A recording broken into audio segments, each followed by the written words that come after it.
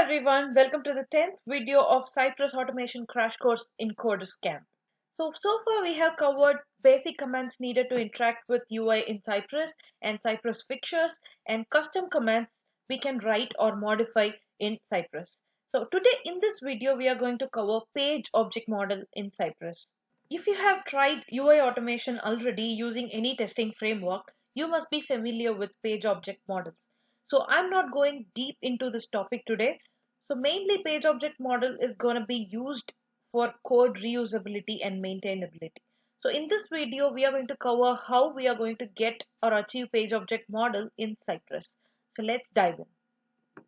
So if you are following my videos already, you must be familiar with this code by now. So here's the code to hit the contact link in my blog and fill in the details and click on submit. So let's go for a dry run before getting into the actual page object model concept. So let me run this code by clicking my test runner contact test.javascript.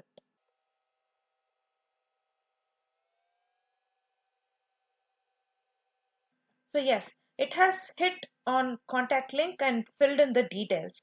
So if you see in this code, I have used the CSS selector for each object in this page. For example, if I want to use this object or this page code like in 10 to 15 test cases, in that case, I have to use the same CSS selector for that objects in all 10 test cases. What if suddenly a field is introduced or something has been changed? The ID of this particular name field has been changed. In that case, I have to go into all 10 test cases and update the CSS selector for that particular text box. So to avoid that, for easy maintenance of our code, we need page object model. So page object model is actually used to maintain your page objects, that is your XPath or CSS selector for your fields in that page, so that we can easily access them from one common place. By practically contact page will not have that much of use. Maybe consider it is your login screen. So for all your test cases, you must log in first and then go on proceed your test. In that case, you definitely need a page object. So now all our tests are under integration folder. So I'm going to create my page objects folder here in integration. So inside page objects, I'm going to create page objects for my contact page. So let me name it contact page objects dot javascript. So inside contact page object dot javascript, I'm going to create a class. So I'm going to use the class keyword followed by the name of the class. So let us name it contact page objects. And inside, I'm going to define method for each object in my contact page. So here in my contact page, I'm having a name field and then email ID, subject and message. So let me create an object for name or method for name, another one for email,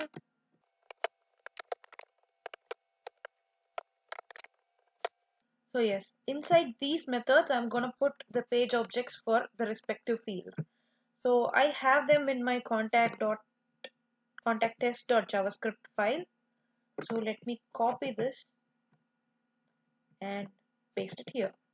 So this method basically return that object.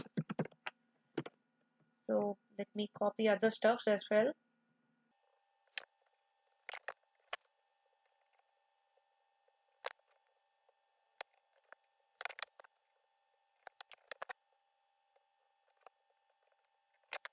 So yes, I have put all my objects needed for the contact page.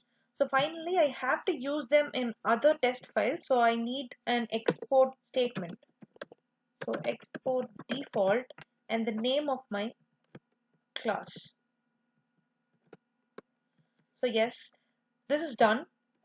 So I'm going to go to my test file where I'm going to use these objects. So here I first want to import my class file. So to do that, I'm going to type import contact page objects from So it is inside integration folders page object. So our integration folder will be the default path. From there, I'm going to search page objects slash contact page objects.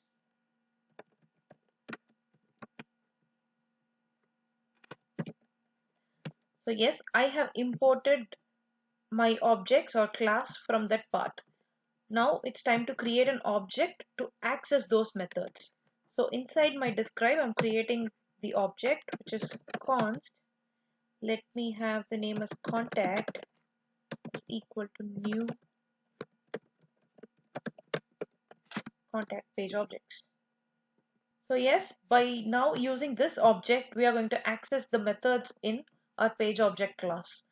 So we have page objects for all these fields. So let me remove this and type contact dot name. Same way, I'm going to remove the others.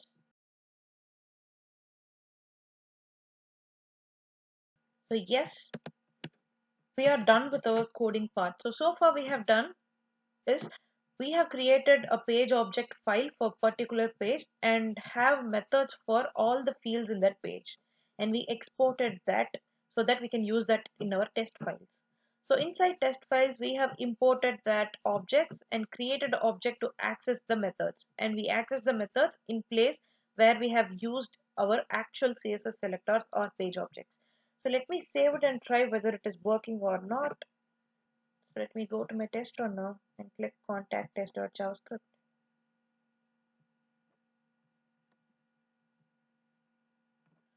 It is throwing some error.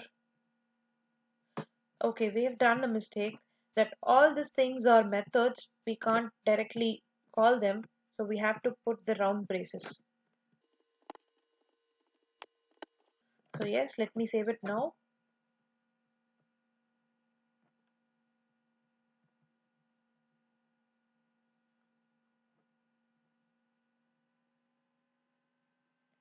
So yes, it has picked the objects and entered the details as expected, and in our log also we could see the respective data has been inserted into the or typed into the text boxes.